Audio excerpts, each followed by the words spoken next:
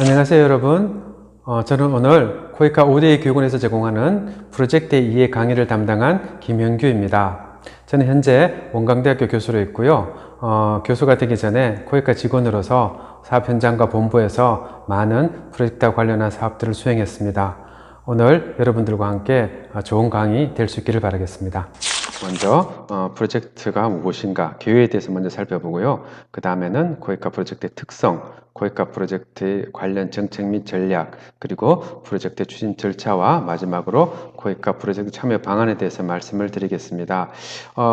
강의 시작하기 전에 먼저 여러분들한테 이해를 구해야 될 것은 오늘 강의 내용은 아무래도 코이카에서 제공하는 강의이기 때문에 코이카가 하고 있는 그런 프로젝트의 방식이나 절차, 형태 여기에 기초해서 말씀을 드리는 것을 이해해 주시기 바랍니다. 왜냐하면 프로젝트라고 하지만 사실은 어떤 기관 또는 국제기구 또는 다른 공여국들이 하는 방식은 조금 차이가 있습니다. 그래서 오늘은 코이카가 하는 프로젝트라는 그런 특수성 그런 부분에 좀 초점을 맞춰주시면 감사하겠습니다. 프로젝트의 정의와 목적인데요. 우리가 오늘 이야기하는 것은 일반 민간 프로젝트보다는 국제개발 프로젝트입니다. 그래서 국제개발 프로젝트의 정의와 목적이라고 이해를 하시면 될 것 같고요. 슬라이드 제일 아래 보시면 이걸 정리해 놓았는데요. 여기에 보시면은 제한된 시간 안에 한정된 자원으로 목표를 달성하는 일련의 작업이다. 이렇게 정의를 하고 있지 않습니까? 여기서 나오는 여기서 보시면은 프로젝트 구성 요소를 여러분들이 이해를 하실 수가 있어요. 물론 이 중에서 제가 볼 때 가장 중요한 키워드는 목표입니다. 목표. 왜냐하면 프로젝트 자체가 사실은 목표가 될 수는 없습니다. 우리 특히 국제개발 분야에서는. 예를 들어서 민간 프로젝트에서 대표적인 건축 프로젝트다. 건축 프로젝트는 그 프로젝트의 완료 자체가 사실은 목적을 달성하는 경우가 많이 있습니다. 30층짜리 아파트를 짓는다. 이 프로젝트에 있어서는 3층 아파트가 주어진 예산과 기한 내에 또 설계도대로 잘 만들어지는 그 자체가 사실은 프로젝트 목적을 달성했다고 볼 수 있는데요. 국제개발 프로젝트에서는 한 단계가 더 있다고 보시면 됩니다. 그 투입의 완료, 그 액티비티의 완료 자체가 프로젝트의 목적을 달성했다라고 보기보다는 그 투입을 한 원래 목적, 원래 성과의 달성 여부가 굉장히 중요하다는 것입니다. 그래서 이 목표의 정의를 조금 다르게 하실 필요가 있다 말씀을 드리겠습니다. 자, 그래서 국제개발 프로젝트의 정의 목적에 관한 내용인데요. OECD나 월드뱅크에서 이 부분을 제가 말씀드린 목적의 중요성을 잘 부각을 시키고 있습니다. OECD 다학에서 정의하고 있는 프로젝트의 정의에 보시면은 다른 부분들, 예를 들어서 재원과 시관 이런 부분들은 동일하지만 특별히 specific objectives 또는 outcome 이 부분을 굉장히 강조하고 있습니다. 이 부분이 성취가 되지 않는다면 사실은 프로젝트의 정당성을 잃어버린다 이렇게 이해를 하시면 될 것 같고요. 월드뱅크도 마찬가지입니다. 월드뱅크에서는 특히 Specific Development Objective로 되어 있습니다. 자, Development Objective가 뭘까요? 예를 들어서 Investment Objective라 그러면 사실은 그 투입을 통해서 얻고자 하는 어떤 그 아웃풋 이것이라고 볼 수 있겠지만, 자, Development Objective라는 것은 이것을 하게 된 원래 이유, 동기, 그죠? 궁극적으로 이루고자 하는 어떤 변화, 이렇게 이해를 하시면 됩니다. 예를 들어서 병원 프로젝트다. 병원 프로젝트를 민간 병원이라고 하면 사실은 그 병원을 잘 짓는 거겠죠. 근데 국제개발 프로젝트에서 병원 프로젝트라는 것은 원래 그 병원을 세우고 있었던 원래 목적, 그 부분을 Development Objective로 이해를 하시면 되겠습니다. 이런 차이점이 있고요. 그래서 국제개발 프로젝트 특수성을 정리해 봤는데요. 민간 프로젝트 비교해서 말씀을 드릴게요. 민간 프로젝트는 아무래도 투자의 목적은 다는 아니겠지만 대부분의 경우는 이익입니다. 금전적 이익이겠죠. 그 이익을 위해서 투자를 하는 것이고요. 따라서 최대 이윤을 얻기 위해서는 아무래도 최소의 투자비와 최소의 시간, 이 부분이 사실은 이익의 크기와 직결되어 있다고 볼 수 있습니다. 그래서 당연히 이 사업 기획과 관리의 초점은 어떻게 능률적으로, 효율적으로 또 비용 대비 이익을 낼 것인가에 달려있다, 이렇게 보시면 되겠습니다. 특히 공기라든지 공사 기간 말씀이죠, 그죠? 공기라든지 어떤 그 예산, 어떤 주어진 예산을 넘어서지 않는 범위에서 빨리 끝내는 것, 이것이 사실은 가장 중요한 그 프로젝트 관리의 핵심이 되겠죠. 자, 근데 국제개발 프로젝트 같은 경우는 조금 차이가 있습니다. 먼저 목표에 있어 가지고, 목표는 어떤 이 프로젝트 자체라기보다는 프로젝트를 통해서 궁극적으로 이루고자 하는 어떤 그 성과, 목표, 이 부분이 굉장히 중요합니다. 따라서 어떤 시간과 재원은 이 목표를 달성하기 위한 또는 대안이 있다면, 또는 더 좋은 방안이 있다면 사실은 시간과 재원은 좀 더 투입될 수 있는 여지를 가지고 있다는 것입니다. 예를 들어서 국제개발 프로젝트 병원 프로젝트인데, 병원을 주어진 예산과 기간 안에 잘 지었어요. 만들었어요. 그런데 원래 이 병원을 만들고 있던 목표 자체가 예를 들어서 모성보건이라든지 또는 말라리아 치료인데, 근데 다 이 병원을 짓고 나서도 이러한 원래 목적을 달성하는 것이 어려워졌다고 느끼거나, 또는 우리가 조금 더 추가적인 투자를 했을 때는 원래 목표를 달성하는 것이 가능하다라면은 충분히 그런 고려를 한다는 것입니다. 왜냐하면 1,000만 불 투입했는데도 불구하고 병원은 잘 지어졌는데, 이 병원이 원래 목적, 보건 증진, 이런 보건 증진이라든지 이런 결과들을 나타내기가 어렵다고 결론이 났을 때 이 프로젝트는 사실은 실패는 마찬가지거든요. 그래서 이것은 철저하게 매몰병이 될 수 있습니다. 자, 그렇다면은 당연히 이런 문제들을 해결하기 위해서 추가적인 시간과 지원이 필요할 경우에는 해야 된다, 이런 결론을 내릴 수가 있습니다. 자, 그런 차이점이 있다, 이해해 주시면 됩니다. 그래서 국제개발 프로젝트의 사업 기획과 관리 초점은 성과를 달성할 수 있느냐, 따라서 목표 달성을 위한 어떤 그 비용의 효율성, 이런 부분들을 굉장히 중요하게 여긴다, 이렇게 이해를 하시면 되겠습니다. 이 부분을 이렇게 정리해 보았습니다. 국제개발 프로젝트 구성 요소를 어떻게 정할 수 있느냐. 물론 일반적으로 우리나라 통용되는 프로젝트의 어떤 개념은 사실은 물적, 인적 이외에 다양한 요소를 포함하는 대규모 사업이다, 이렇게 보통 이야기를 하고 있는데요. 제가 말씀드린 어떤 그 개발 성과 중심의 어떤 그 프로젝트를 정의한다면은 우리가 이루고자 하는 어떤 보건이 될 수도 있고요, 또는 지역 개발이 될 수도, 교육이 될 수 있는데, 그 개발 성과를 이루기 위해서 투입해야 되는 어떤 최선의 투입 요소들을 골라서 패키지화 시킨 것, 이것을 저는 프로젝트라고 보면 어떨까, 저는 생각을 합니다. 그래서 이런 패키지를 구성하다 보면 여기에 꼭 인프라가 들어갈 필요가 없을 수도 있다는 거죠. 예를 들어서 저는 주로 이제 네팔에서 오래 근무를 했었는데요. 우리가 일반적으로 생각할 때 보건 프로젝트 그러면은 당연히 어떤 병원과 또 의료기자재, 이런 부분들을 생각할 수 있겠는데, 네팔 같은 경우에는 사실은 접근성이 굉장히 문제가 됩니다.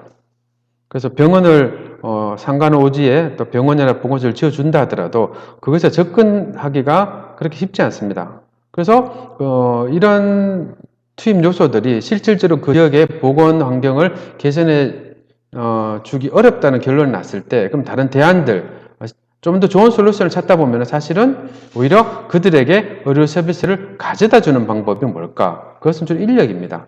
인력이나 지식이거든요. 그래서 오히려 이 프로젝트의 구성 요소는 어떤 인프라 요소적인 것들보다는 오히려 그 현지에 있는 의료 인력들, 또는 실질적으로 그 의료 서비스를 그쪽 오지에 제공해주는 사람들의 역량을 각오해주는 것들이 전체 핵심 요소가 될 수가 있거든요. 그렇게 본다면은 가장 최선의 어떤 그 솔루션 또는 최선의 어떤 대안들을 패키지화 시킨 것, 이것을 국제개발의 프로젝트라고 볼 수 있을 것이다라고 저는 생각을 합니다.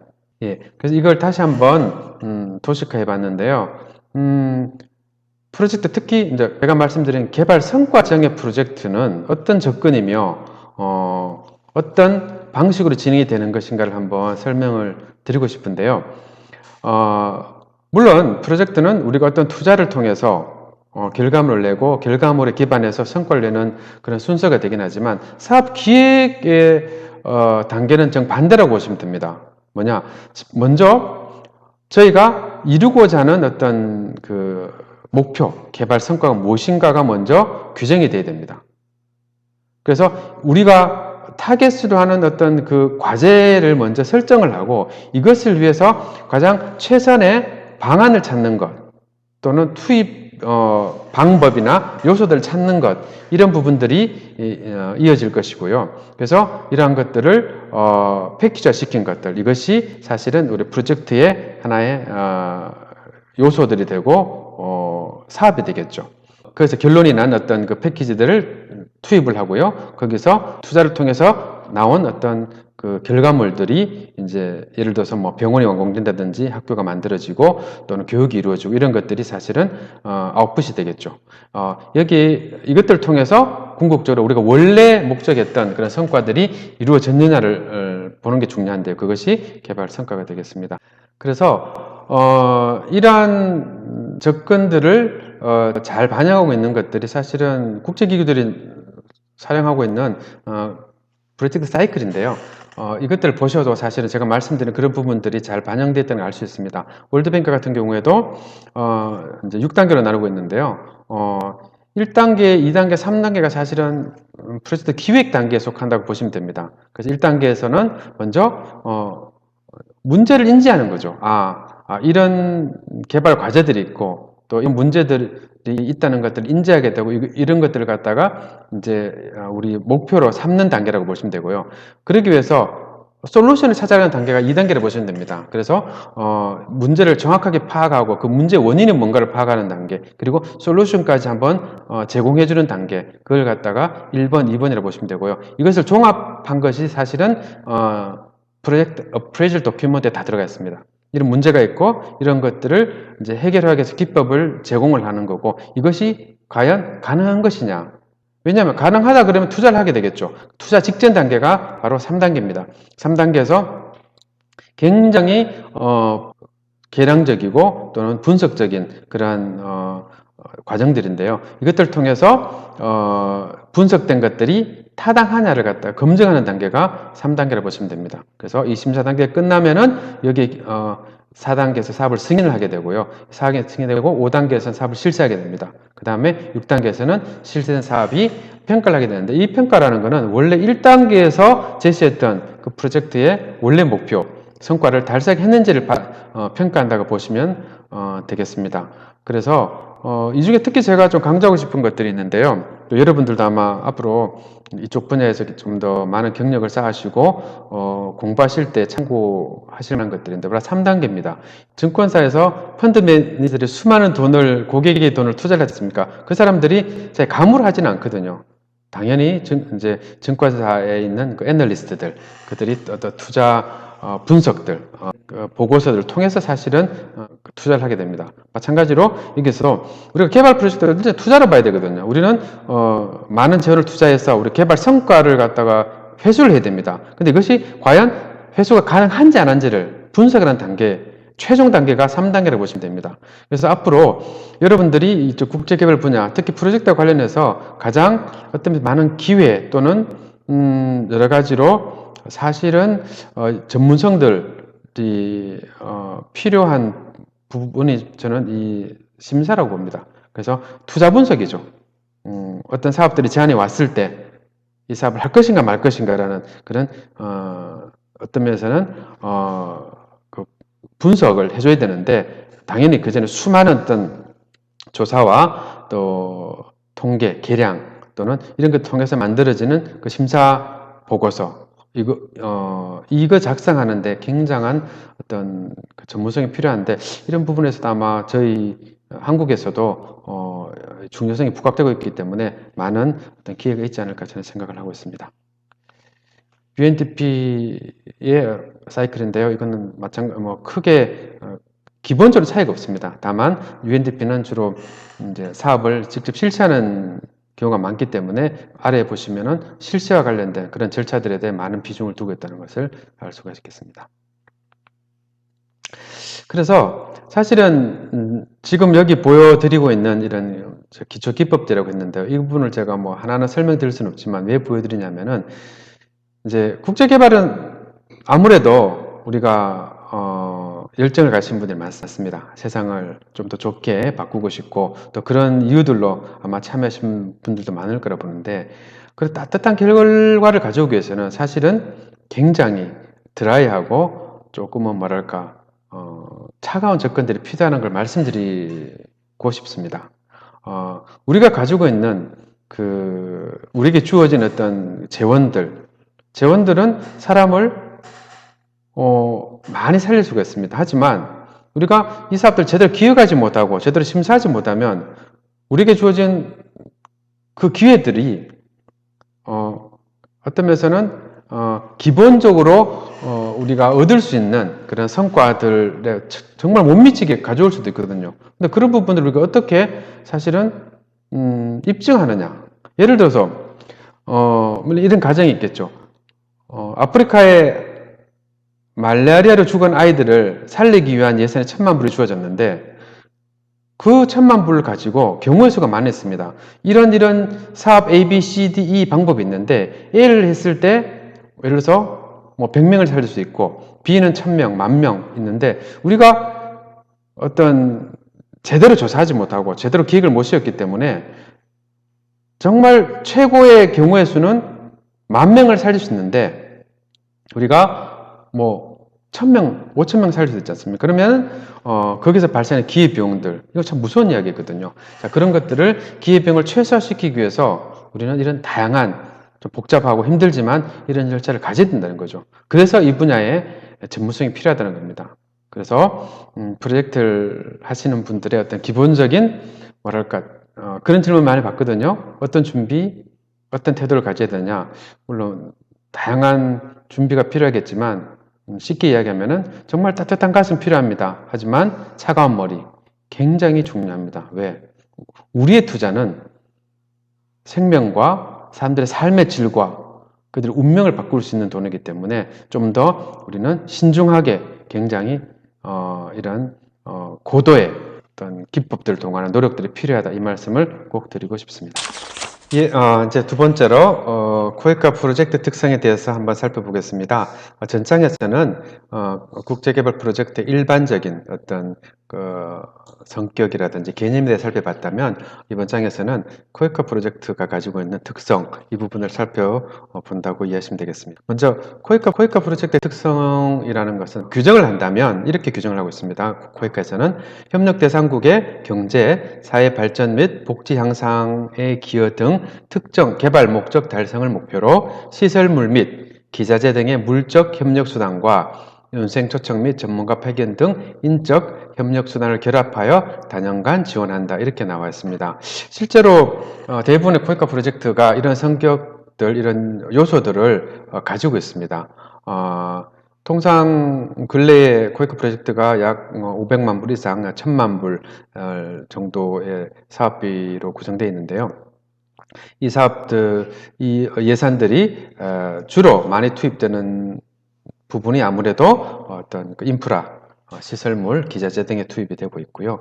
이 속에서는 이런 어떤 시설물들이라든지 이런 운영과 활용에 필요한 어떤 역량 강화를 위해서 연생 초청이나 전문가 파견 등을 통해서 또 이런 액티비티들이 진행되고 있습니다. 그리고 실제로 기간도 지금 점점 어떤 기간 늘어나고 있다고 보는데요. 3년, 좀 긴 건 5년 정도까지 사업 규모에 따라서 이렇게 다양하게 기간도 지금 구성이 되고 있습니다. 그 사업 유형들을 보시면은 코이카 같은 경우에 이제 프로젝트 안에서는 말 그대로 여기서 말하는 어떤 인프라 중심의 프로젝팅 사업이 있고요. 개발 컨설팅 사업이라고 해서 이른바 딥 사업이라고 하는데 주로 컨설팅형 사업입니다. 예를 들어서 어떤 마스터 플랜을 수립해 준다든지 어떤 예를 들어서 또 의료보험 같은 경우 제도 구축이지 않습니까? 이런 부분들을 주로 하는 것이 이제 개발 컨설팅 사업을 이해를 하시면 되겠습니다.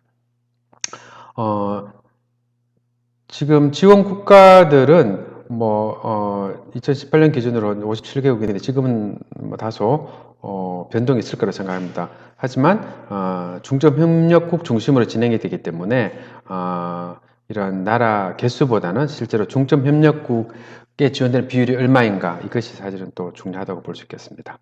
지원 분야는 대표적인 분야가 5대 분야로 공공행정, 교육, 기술환경, 에너지, 농림수산, 보건, 의료가 있는데요. 이 외에도 사실은 다른 기타 분야도 포함하고 있다 이렇게 보시면 되겠습니다.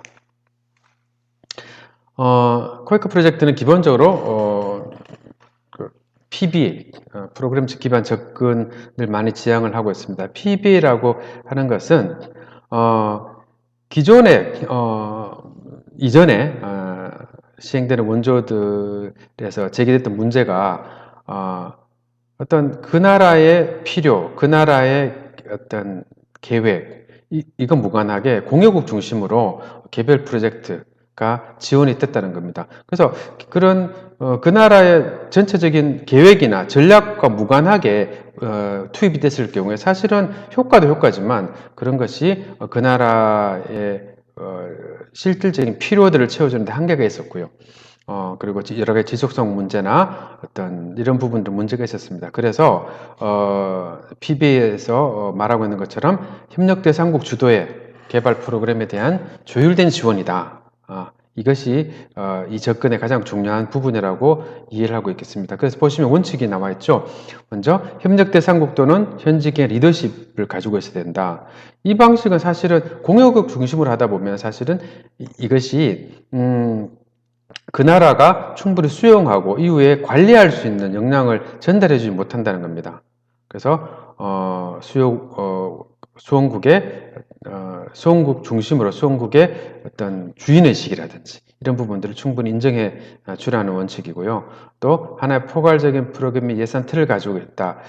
이 부분은 수용국에서 이런 사업에 대한 또 구체적인 정보를 가지고 있어야 됩니다. 그래서 이것이 공여국에서 지원되기 때문에 그 나라에서 스스로도 지원된 분야에 대해서 추가적인 중복된 지원을 할 필요는 없거든요. 그리고 예산이 어느 정도 들어오기 때문에 그걸 감안한 그 분야 예산을 짤 수 있다. 이런 부분들도 중요한 사항이고요. 그래서 전반적으로 이 접근의 방식은 수원국이 이 원조를 정보의 원조를 자기 필요에 실제 활용할 수 있도록 해주는 그런 조건들을 제공해 준다 이렇게 이해를 하시면 될 것 같습니다.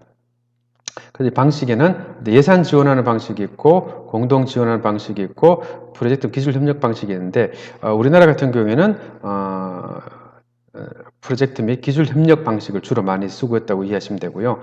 예산 지원은 수용국이 이 사업을 실시하기 위해서 예산 지원을 실제로 그 나라의 국가 재정 회계에 투입을 해주는 겁니다. 그래서 그 나라가 이 예산을 가지고 독자적으로 그 사업을 수행한다고 볼 수가 있고요.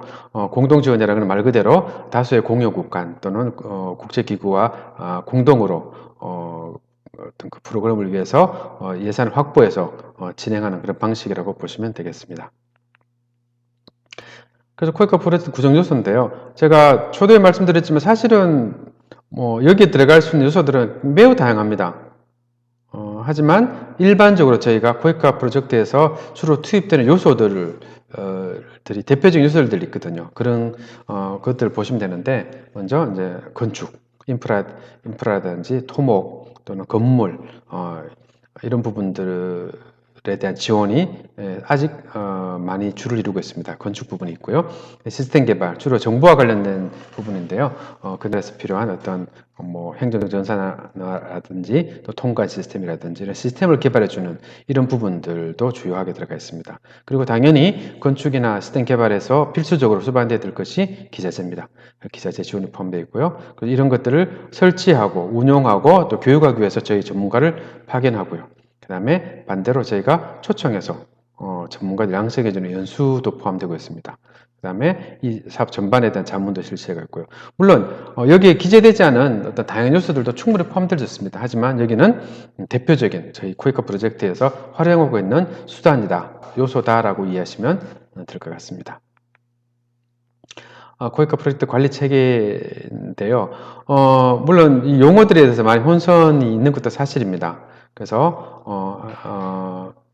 먼저 PM을 보시면은 PM은 이 프로젝트 전반에 걸친 어떤 관리를 한다라고 보시면 됩니다. 프로젝트 안에는 사실은 뭐 건축도 있고 또는 그 서비스 용역도 있고 그죠? 여러 가지 요소를 포함하고 있습니다. 이 전체를 포괄해서 이 프로젝트 전체를 어떤 면에서는 스티어링 한다고 할까요? 전체를 모니터링하고 코이카를 대신해서 왜냐하면 이제 각 프로젝트가 고유의 전문성을 가진 분야들이 많이 있습니다. 이것을 발주자인 코이카가 직접 하기보다는 사실은 그런 전문성들을 가지고 코이카를 대행해서 프로젝트를 관리해 줄 수 있는 그런 역할이 필요한데 그래서 PM이 하는 역할이라고 보시면 되겠습니다. 그다음에 PMC인데요. PMC는 실제로 우리 그 사업의 핵심적인 어떤 그 내용들을 전체적으로 관리하신다고 관리하는 역할을 한다고 보시면 되겠습니다. PMC는 주로 예를 들어서 뭐 농업이다 또는 보건이다. 그럼 이 분야에 특화되어 있는 사업 관리 수행에 대한 기술 자문을 하고요.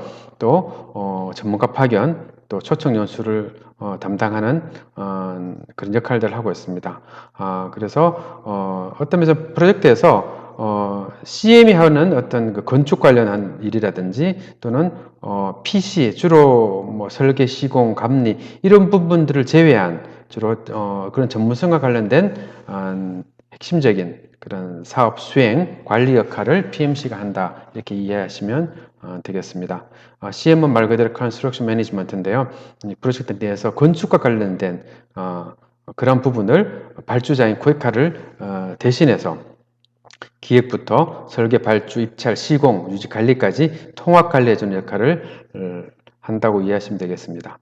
다음 PC는 주로 토목, 건축 토목과 관련해서 설계 도면을 설계하고 시공, 감리, 기자재 공급, 전문가 파견 연수 이런 부분들을 담당하고 있습니다. 그래서 이런 역할들이 잘 나눠져 있고요. 이것이 통합해서 잘 연계되고 조율될 때 프로젝트가 성공적으로 수행된다고 보시면 되겠습니다.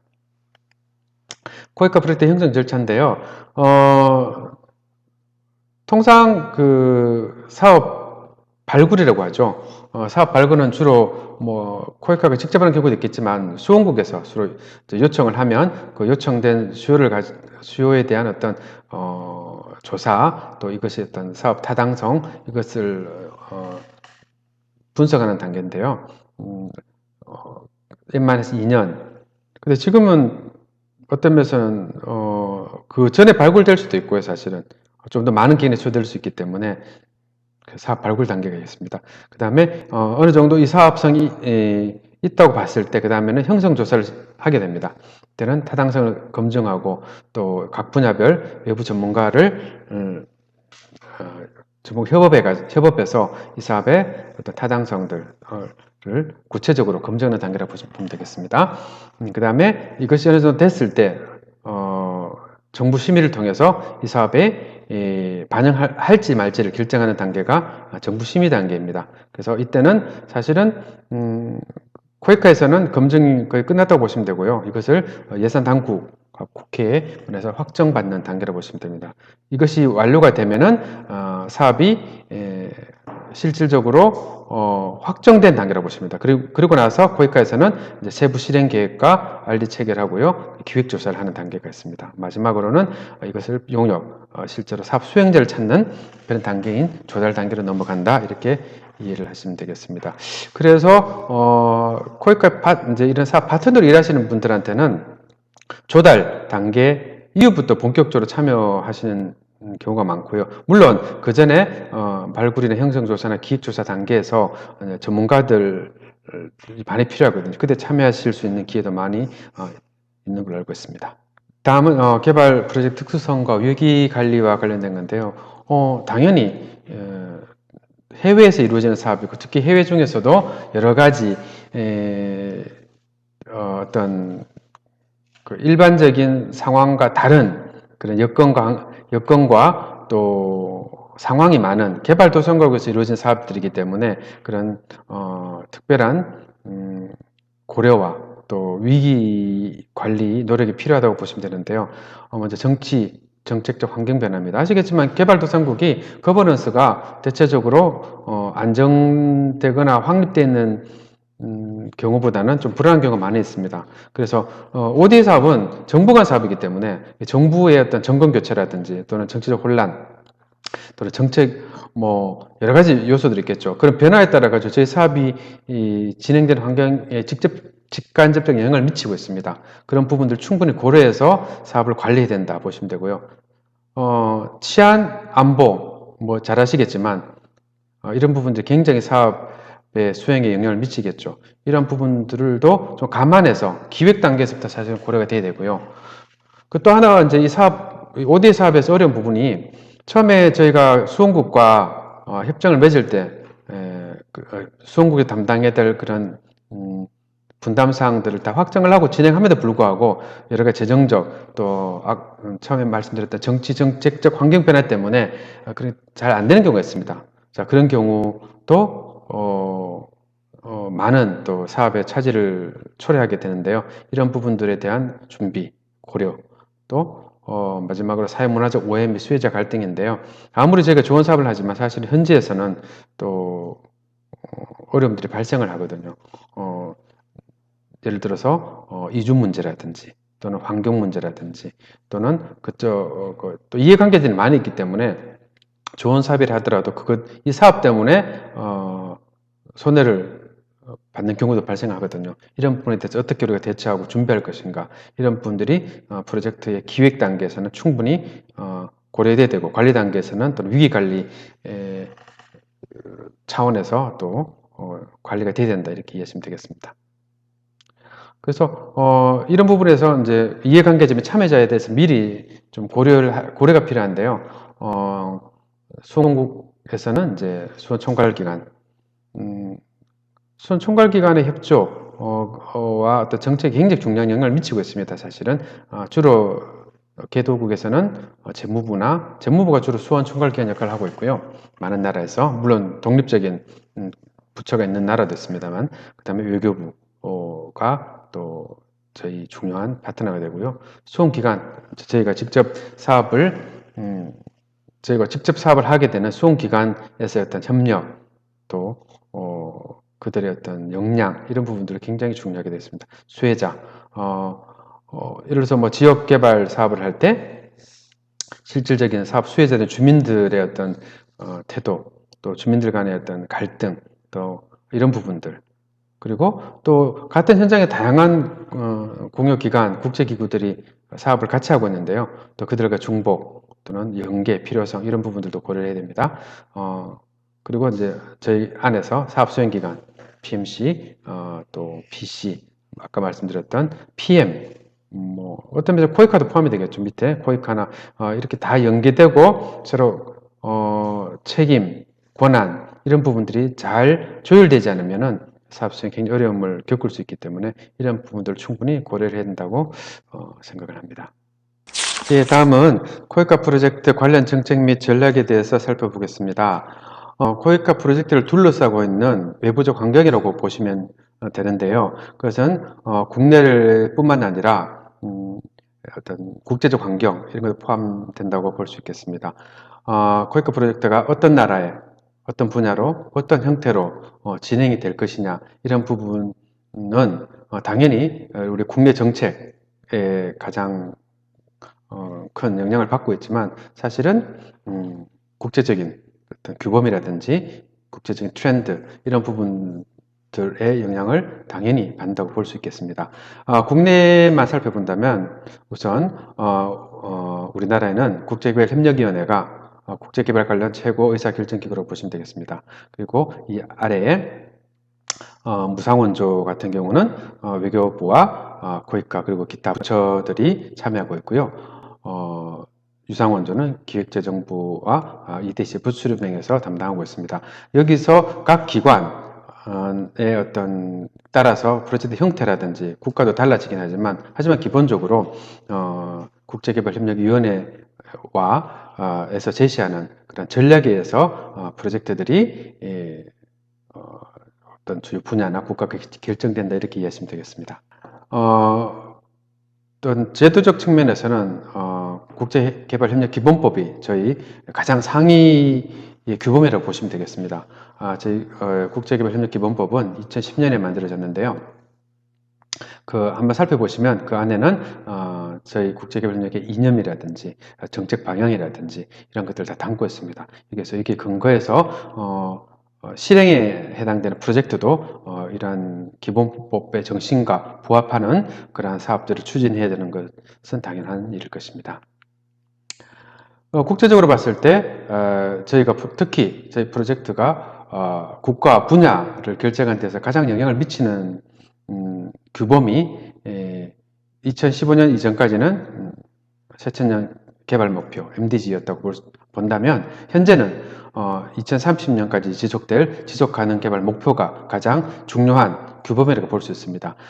SDG에서 제시하는 어떤 개발 목표라든지 분야라든지 이런 부분을 고려해서 제가 사업을 추진하고 있다 이렇게 이해를 하시면 되겠습니다. 또한 좀 더 세부적인 규범으로서 먼저 볼 수 있는 게 국제개발협력기본계획입니다. 지금 만들어서 시행하고 있는 것이 올해 2020년으로 종료되고요. 5년마다 국제개발협력기본계획은 수립이 되고 있습니다. 그래서 여러분들이 참고해 하셔야 될 것이 이 국제개발협력기본계획에 포함되어 있는 어떤 그런 국가, 지역 또는 사업의 어떤 형태, 프로그램 이런 것들을 충분히 고려를 하셔야 된다는 겁니다. 그래서 여러분들이 예측을 하시고 또 여러분들이 예를 들어 사업 파트너 참여하실 부분 또는 뭐 사업 개발하시겠다 여기에 근거해서 하시는 것이 좀 더 현실성이 있다 이렇게 이해를 하시면 되겠습니다. 그리고 매년 또 국제개발협력 종합시행계획을 만듭니다. 여기서는 각 부처, 유무상을 포함해서 모든 원주기관에서 할 당해년도 사업, 주로 그 다음의 사업이죠. 그 다음의 사업을 담고 있고 정책 방향을 담고 있습니다. 그래서 이 자료는 한 해 우리나라 국제개발협력 사업의 기본적인 내용들, 세부적인 내용들을 다 파악할 수 있는 매우 중요한 자료라고 볼 수가 있겠습니다. CPS인데요. 국가협력 전략입니다. Country Partnership Strategy인데 이게 굉장히 중요합니다. 왜냐하면 많은 경우에 예를 들어서 저도 이제 사무소 근무할 때 뭐 기관이라든지 기업에서 이런 어떤 특정 국가의 그런 원조 사업들을 한번 개발해 보고 싶다. 이런 문의를 많이 가지고 오시는데요. 그때 가장 이제 관가하시는 분이 그 나라에 지원되는 중점 분야가 뭐냐? 그 중점 분야에 해당되지 않는다면 사실은 지원되기가 쉽지는 않거든요. 그래서 그 CPS를 보시면은 이 나라에 어떤 전략과 사업이 지원되는지 그리고 이 나라가 중점 협력 국가인지 이런 부분들을 먼저 파악을 하시고 나서 그런 세부적인 사업 뭐 개발이라든지 들어가셔야 되는데 이 부분들을 좀 관가하는 경우가 많습니다. 그래서 이런 어떤 한 국가에 대해서 그런 여러 가지 구상들을 하실 때는 꼭 이 CPS를 꼭 참고하시는 것이 중요하다 말씀을 드리고 싶습니다. 보셔서 알겠지만 CPS, 각 국별로 CPS, 특히 CPS 안에는 중점 협력 분야가 다 구체적으로 제시되어 있습니다. 그래서 저희가 5대 예산이 한정되어 있습니다. 한 국가별로 한정되어 있고, 그렇게 본다면은 뭐 한 해 뭐 나라에 따라 틀리겠지만 한 개에서 세 개, 네 개 이 정도 신규 사업 프로젝트의 경우 한다고 봤을 때 이 분야 이외의 사업들이 지원되기는 현실적으로 어려운 것이 사실입니다. 그래서 이 CP에서 제시되어 있는 중재 협력 분야를 먼저 또 고려하셔서 이런 분야 프로젝트가 진행이 될 것인가를 판단하시는 것이 매우 좋을 것 같습니다. 그리고 코이카 단계로 넘어와서요. 코이카에서는 각 분야별 전략이 있습니다. 각 분야별 전략에서 어떤 그 서브 카테고리, 그러니까 분야 안에서도 세부 분야 그리고 사업의 어떤 그 아이템들, 아젠다들이 있습니다. 이런 것들을 어디에 집중할 것인가를 제시하고 있습니다. 이런 부분도 사업의 예측, 우리나라가 특히 코이카가 어떤 사업들을 CPS와 이 코이카 분야별 전략을 잘 보시면은 어떤 나라의 어떤 형태 사업, 특히 분야 안에서도 어떤 사업이 진행이 되겠다 이런 것들을 참고하시는데 굉장히 좋은 자료라고 저는 생각을 합니다. 예, 다음은 이제 프로젝트 추진 절차에 관해서 말씀을 드리겠습니다. 코이카의 경우인데요. 통상 현재 N-2년 이전에 사업 발굴을 시행을 하고 있습니다. 사업 발굴 지침은 이제 물론 각 국별로 배포가 되고요. 거기에 맞춰 가지고 수원국으로부터 PCP를 받습니다. PCP를 받아서 여기에 대해서 기본적인 어떤 타당성 검토를 하게 되고요. 그 다음 단계에 사업 평성 및 심사 승인 절차를 가지게 되고, 이것이 사업 심사에 통과한 사업에 대해서는 사업 기획 단계로 넘어갑니다. 그래서 이때는 실질적으로 사업에 들어간다라고 보시면 되는 거고요. 이 사업 기획이 완료된 사업에 한해서 사업 계획 수립이 확정이 되고 예산 심의를 받고 그 다음에 사업 집행 단계로 넘어가고 마지막으로는 사업 종료 후에는 평가 및 사업 관리가 진행이 되고 있습니다. 먼저 사업 발굴 지침인데요. N-2년에 주로 물론 외교부를 통해서 나가긴 하지만 코이카에서 수립을 합니다. 코이카에서 사업 발굴 지침을 수립해서 각 사무소에 사무소를 경유해서 수원국과 협의가 진행이 됩니다. 그래서 여기는 우리 정부의 어떤 개발 정책과 국제사회 규범 이런 부분들을 담고 있고요. 발굴 규모는 이제 저희가 중기지원 운영 계획이 있습니다. 그 범위 안에서 사업이 발굴돼야 되기 때문에 어떤 규모가 미리 제시가 됩니다. 사업의 어떤 수나 규모 이런 부분들을 감안해서 각 현장에서 사업 발굴이 진행이 됩니다. 그래서 그 사업 발굴의 결과가 PCP가 됩니다. PCP는 PCP 양식이 있는데요. 그 안에다 그 사업의 어떤 기본적인 개요, 목적, 어떤 그런 것들 다 담고 있습니다. 그래서 이 PCP를 이게 굉장히 중요한 부분입니다. 왜냐하면 수원국에서 PCP가 제출되지 않으면은 공식적으로 사업이 검토 자체가 불가능하다는 거죠. 아무리 그 수원국에서 의지가 있고 그런 요청을 한다 하더라도 이런 PCP가 제출되지 공식 요청서에 해당하는 것이기 때문에 이 PCP 접수는 가장 중요하고 또 핵심적인 그런 절차라고 보시면 되겠습니다. 그리고 또 하나는 이 PCP 기반에서 사업은 기본적인 검토가 이루어지기 때문에 PCP 단계에서 적격 부적격이 결정이 되는데 이때 부적격이 되면 사업은 추가적인 검토가 이루어지지 않는다는 부분입니다. 그래서 PCP 작성이 굉장히 중요하다 이렇게 이해를 하시면 되겠습니다. 그래서 PCP 타당성이 검증된 PCP에 대해서 예비조사 및 타당성 검토가 들어갑니다. 그래서 이때는 각 분야별 그 해당 사업의 분야 전문가 또 포함해서 저희가 조사단을 보내고요. 여기에서 기본계획 보고서를 접수를 받습니다. 이걸 가지고 본심사가 진행이 됩니다. 이 사업심사에서 최종 통과되면 이 사업은 확정이 되는 걸로 이해를 하시면 되겠습니다. 그래서 확정된 사업은 이제 수원국에 이 사업을 저희가 지원하겠다는 공식적 의사표시를 하는 단계가 실시협의 및 협의의사록 서명입니다. 그래서 실시협의 단계에서는 좀 더 만들어진 기획서를 좀 더 구체화시키고 그래서 수원국과 협의를 통해서 서로 합의를 이런 사업의 어떤 규모, 방식 이런 부분에 대해서 서로 협의를 하고 그 협의 결과를 협의 의사를 남기게 됩니다. 이것을 통해서 이 사업은 공식적으로 양국 간의 지원 사업으로 확정이 된다. 이렇게 이해를 하시면 되겠습니다. 그리고 집행계획 수립인데요. 이것은 실질적인 사업 시행 계획이라고 보시면 됩니다. 그래서 그 안에는 사업 전반적인 모든 내용들, 사업의 구성 요소라든지 예산 내역, 그리고 뭐 입찰 방식 이런 부분들이 다 포함되겠습니다. 여기에 기반해서 그 입찰도 진행이 된다. 이렇게 보시면 되겠습니다. 그래서 보시면은 이제 2018년에 마련된 기준인데요. 여기 잘 정리가 되어 있습니다. 그래서 이 절차대로 사업이 확정이 된다. 이렇게 이해를 하시면 되겠습니다.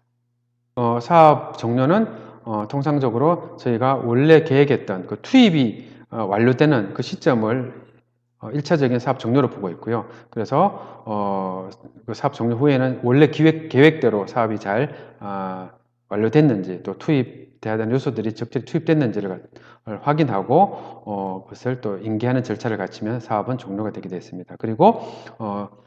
그리고 사업 종료 후에 프로젝트의 경우 7년, 개발 컨설팅 같은 5년 이내에 사후 관리를 실시할 수가 있습니다. 또 사업을 미비점을 보완한다든지 운영상에서 또 발생되는 그런 문제점을 해결해 주거나 또는 추가적인 지원이 필요할 경우가 있거든요. 그때 또 사업 관리를 진행하고 있습니다. 그래서 프로젝트 어떤 관리의 예시를 한번 설명을 드리는데요. 제가 앞부분에 대해서 코이카 관리 체계 말씀을 이미 드린 바 있습니다. PMC와 PC 또 CM 여러 말씀을 드렸는데요. 예시를 보시면은 이 사업을 보셨을 때 실질적인 어떤 대부분의 용역, 서비스 용역은 여기 PMC가 합니다. 이 사업의 경우에 이제 한국식품연구원이 PMC 역할을 하면서 농산물 수확 후 관리 기술 분야의 기술 지원도 하고요. 초청용수, 기재 전공급 실질적으로 다 수행을 합니다. 하지만 이 전반적인 어떤 이것이 식품에 특화된 단순한 분야별 사업이 아니라 ODA 사업이라는 특징이 있습니다. 그래서 이것을 ODA 차원에서 이 분야 사업이 적절히 진행되고 있는지를 관리할 필요가 있습니다. 이것을 도와주기 위해서 PM이 별도로 선정이 됩니다. 그래서 PM은 여기 보시면 안양대 산학협력단에서 실시협의 및 PMG 선정 지원을 해주고요. 그리고 성과 일정 계약관리 전반적인 지원을 해준다고 보시면 되겠습니다. 물론 이것은 협업관계이긴 하지만 코이카를 대신해서 관리 일부 기능을 수행한다고 보셔도 될 것 같습니다. 그래서 PM과 PMC의 협업 그리고 협력 굉장히 중요하다고 보시면 되겠습니다. 그리고 이 프로젝트 안에서 건축은 별도 발주가 됩니다. 그래서 건축은 PMC의 어떤 그 책임은 아니지만 보시면 건축 설계 시공 자문이 있지 않습니까? 왜냐하면 이것은 식품과 관련된 건축물이기 때문에 단순히 건축을 넘어서는 그런 분야의 전문성이 필요합니다. 이런 역할들은 PMC에서 하지만 기본적으로 시공과 관련된 부분은 별도로 선정된 CM, 여기서는 희림종합 건축이라고 되어 있죠. 여기서 건축 관리를 시행을 하고 있습니다. 그래서 계속적으로 협업을 해야 됩니다. 왜? 이 분야에 맞는 적합한 건축물이 만들어지는 것들을 관리해야 되기 때문에.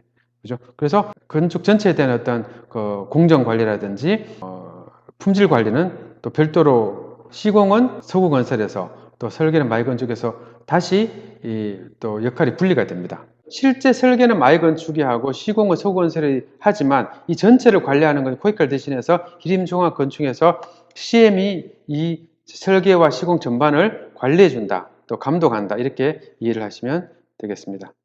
코이카 프로젝트 사례에 대해서 제가 한번 설명을 드리고자 제가 담당했던 사업들을 예시를 가져왔습니다. 이 사업 제목은 네팔의 남부 지역에 아주 빈곤한 지역인 널팔라시에서 진행된 지역종합개발 사업입니다. 이게 5년 사업이고요. 800만 불이 투입이 되는 사업입니다.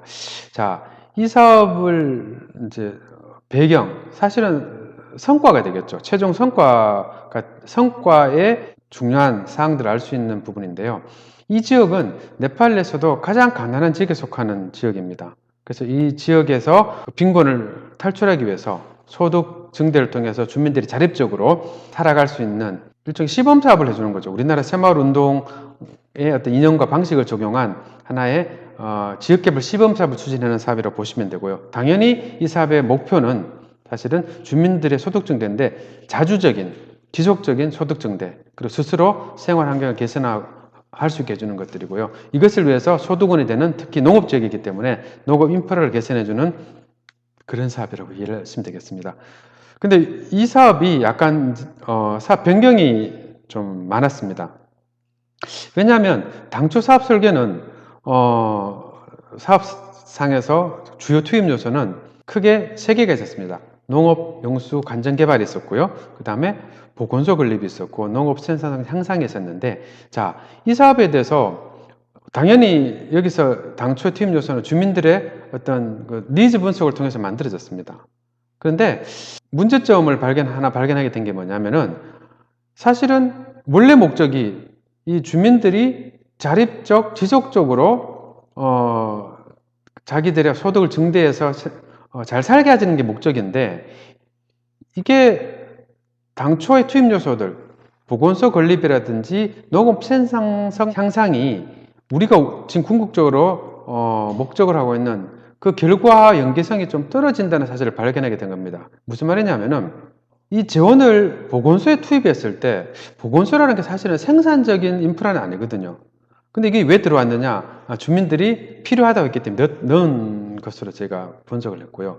농업 생산 향상 좋긴 한데, 사실은 가장 중요한 게 뭐냐면은 그 지역의 농업 지역이긴 한데 그 주민들이 가난한 이유가 또 시장 접근성이 떨어지는 문제, 그리고 부가가치가 매우 낮은 농산물을 키우는데 있다는 걸 발견하게 됐습니다. 그렇다면 보건소를 건립해주고 농업 생산성을 향상시킨다 하더라도 이것이 원래 목적으로 했던 주민들의 소득 증대하고 연관성이 높지 않다는 걸 알게 됐습니다. 자, 왜 이 말씀을 드리냐면, 개발 프로젝트는 성과 지향적이 돼야 됩니다.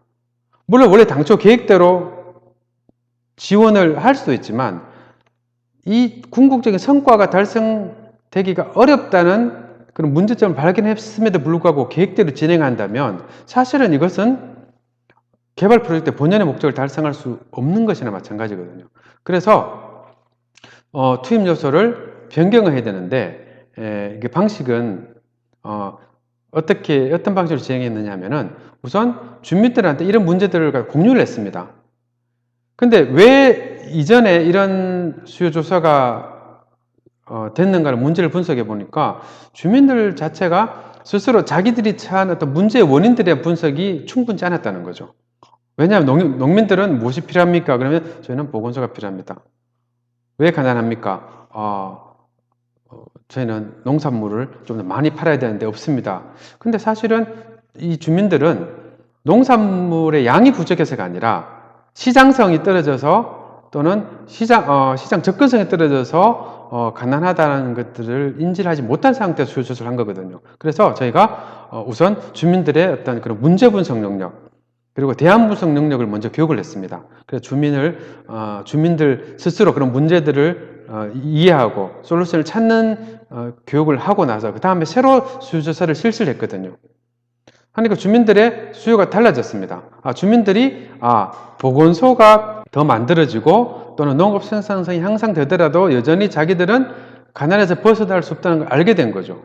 그래서 대안적으로 제시한 솔루션이 뭐냐면은, 차라리 보건소 건립보다는 그 예산을 농업용 관전 개발에 추가로 투자해 주는 걸 원했고, 또 하나 농업 생산성보다는 농업의 어떤 유통, 마케팅과 관련된 또는 좀 더 부가가치가 높은 농업으로의 전환, 이 부분이 적합하다는 그런 결론을 내고 요청을 해왔습니다. 그래서 이 부분들을 저희가 사업에 반영을 시켜서 사업 계획을 변경을 했었습니다. 가장 큰 효과가 뭐냐면 주민들의 어떤 참여, 주민들의 어떤 태도, 주민들의 역량이 굉장히 변화가 됐다는 거죠. 그래서 말 그대로 우리나라 새마을운동의 어떤 모토 있지 않습니까? 근면자제협동, 이것을 제가 푸시하는 것이 아니라 이런 과정은 주민들 스스로가 이런 문제를 느낌으로써 스스로 해결하고자 하는 개인 적극성, 그것이 생겼다는 거죠. 그래서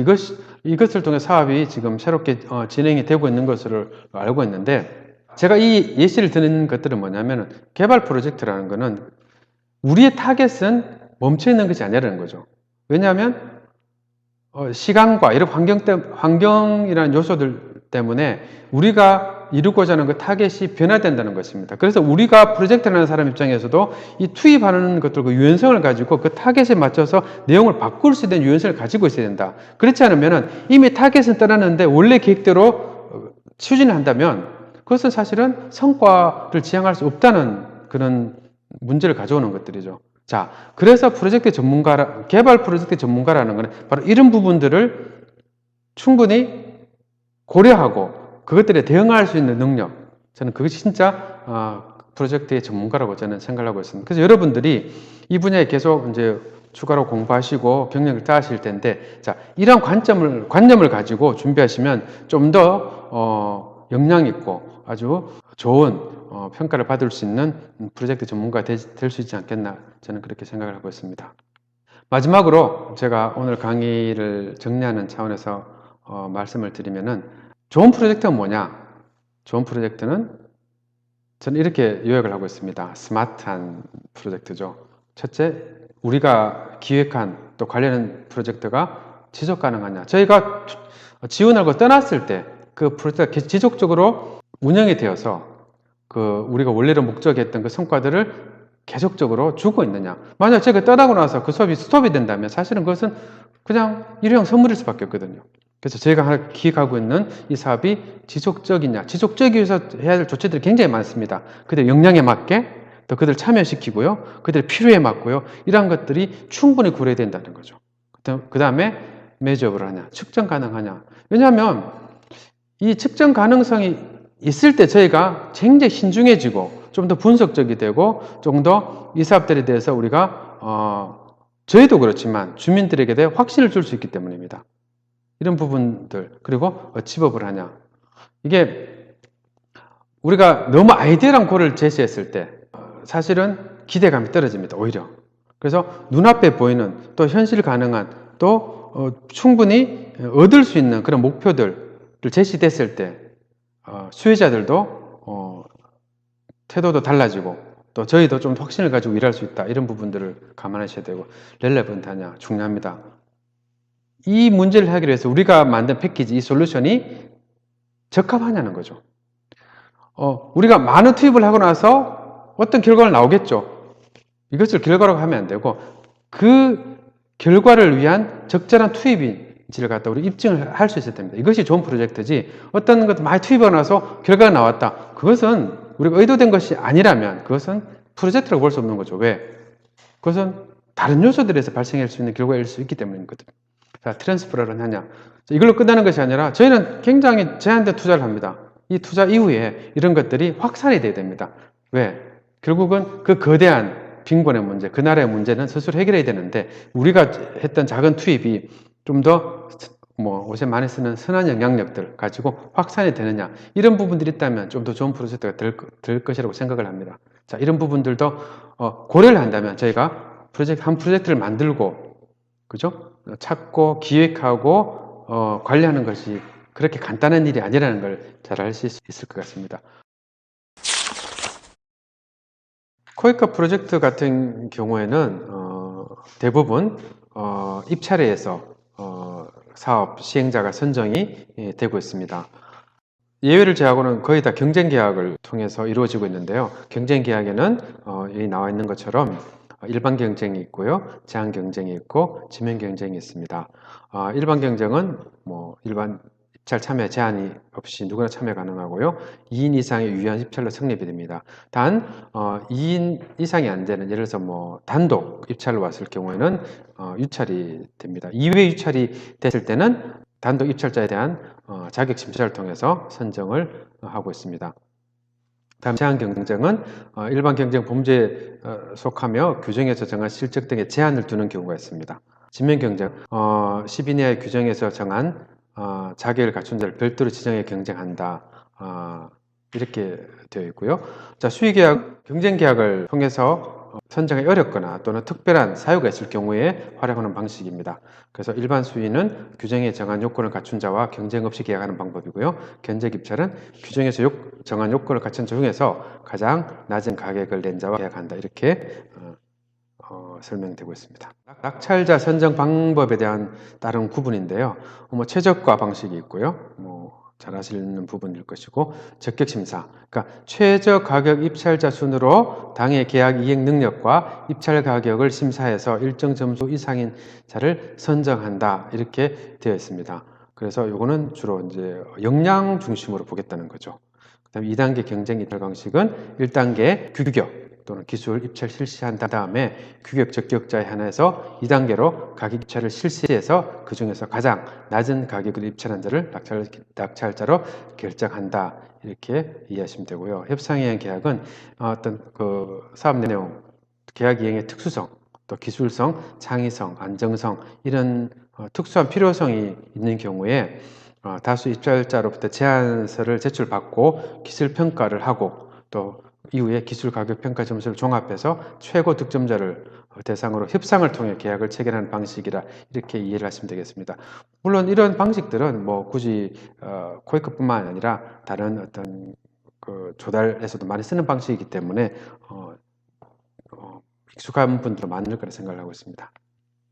대부분은 사실 국내 입찰에 진행된다고 보시면 됩니다. 근데 현지 입찰을 특히 현지에서 진행되는 건축 시공 같은 경우에는 최근에는 현지 입찰로 많이 진행되고 있습니다. 왜냐하면 잘 아시겠지만 건축이나 어떤 이런 부분들이 현지에서 여러 가지 어떤 규제, 규정 또는 법규, 굉장히 복잡한 문제를 많이 안고 있습니다. 여기를 우리 국내업자가 가서 하기에는 사실 많이 어려운 부분이 있습니다. 그래서 주로 이런 건축 부분, 그리고 또는 기자재 중에서 여러 가지 현지에서 그냥 직접 조달하는 것이 나은 경우, 뭐 가격이라든지 사양이라든지 또는 현지 실정에 맞는 그런 경우, 더 맞을 경우에는 현지 입찰이 유리하다고 판단될 경우에는 현지에서 입찰하는 경우가 있는데, 이런 부분들도 점점 늘어나고 있는 추세라고 볼 수가 있겠습니다. 자, 여러분들 관심 많이 가실 건데요. 이제 특히나 코이카 프로젝트 파트너로 참여하시고자 하는 분들은 이제 제일 쉬운 방법, 제가 아래 나와 있는 것처럼 코이카 전자조달 들어가시면 됩니다. 거기 들어가 보시면은 현재 진행 중인 입찰이 있고요. 또 사전 공고가 나옵니다. 본 입찰 대기 뭐 한 달, 두 달 이전에 이런 발주 계획이 있다는 그 사업별로 나오거든요. 그걸 보시고 미리 준비하실 수도 있고요. 또는 뭐 연말 연초에 들어가시면 연간 발주 계획도 또 코이카에서 잘 제공하고 있습니다. 그걸 보시면서 어떤 그런 입찰 준비를 미리 하실 수 있는 그런 시스템 참 잘 되어 있는 걸로 저는 알고 있습니다. 물론 코이카 홈페이지도 같이 보셔야 되는 것이 사업 프로그램, 특히 연수나 어떤 봉사단 사업 관련해서는 코이카 홈페이지에 또 별도로 나오는 경우가 많이 있습니다. 그래서 코이카 홈페이지하고 코이카 전자조달 시스템을 같이 계속 보시고 계시면 충분히 이런 사업 발주 계획들을 파악을 하실 수가 있습니다. 그리고 이거 별도로 또 본부 또는 지역별 조달 설명회도 코이카에서 제공을 하고 있고요. 그래서 이런 다양한 제도들을 활용하시면 충분히 준비하고 입찰을 하실 수 있을 거라고 생각을 하고 있습니다. 여기 보시면은 입찰 공고 전에도 충분히 정보를 제공을 하고 있고요. 공고, 그리고 나중에 결과까지도 굉장히 체계적으로 투명하게 잘 제공을 하고 있습니다. 그래서 결국은 이 입찰에서 가장 중요한 부분은 결국 제안서를 작성하는 부분이라고 보는데요. 이런 입찰에 관심을 가지시는 그런 파트너들은 국제개발 시각에서 어떻게 좋은 사업 제안서를 쓰느냐, 이런 부분의 역량이 굉장히 중요하다고 봅니다. 각 분야별 전문성은 다 뛰어나시겠지만 사실은 국제개발이 가지고 있는 특수성, 그런 고유의 관점을 이해하고 제안서를 작성하고 준비를 하는 그런 부분들이 가장 중요한 부분이 아닌가 생각을 하고 있습니다. 저도 뭐 대학들이나 이런 부분에서 제가 좀 자문도 하고 도와드리고 있는데 다들 어려움을 겪고 있는 부분이 고유의 분야에서 굉장히 뛰어난 능력을 가지고 계시지만 국제개발이 가지고 있는 그런 어떤 약간 차별화된 접근, 이런 부분에 대한 이해가 부족하시기 때문에 좀 이렇게 어려움을 많이 겪고 있는 걸 많이 봤는데, 이 부분만 또 특히 강의를 들으신 여러분들이 좀 이런 역할들 많이 하시고, 또 아마 이런 부분에 기회도 많이 있을 것 같아요. 이렇게 잘 준비하시면 충분히 여러분들이 기업이나 기관, 대학에서 할 수 있는 역할들이 많이 생기지 않을까, 그렇게 생각을 하고 있습니다. 제안서 평가 항목입니다. 이걸 보시면 알겠지만 뭐 정량 평가는 여기 나와 있는 대로 기존에 가지고 있는 그런 부분들을 계량적으로 평가하기 때문에 사실은 이 부분은 뭐 사전에 미리 준비가 되어 있을 부분이고요. 정말 중요한 것은 정성평가 부분에서 제안서죠. 사실은 제안 일반, 기술 제안 부분인데 여기 있는 내용들을 잘 작성을 하셔야 되는데 중요한 거는 정말 좋은 내용도 중요하지만 국제개발이 가지는 어떤 그 관점을 이해하고 잘 쓰는 게 중요합니다. 사업 내용 이해도, 제안 내용, 물론 최고의 것도 중요하지만 적절한 내용을 국제개발 사업에 맞는 적절한 내용을 기술하는 것이 중요하다. 저는 100번 강조를 드립니다.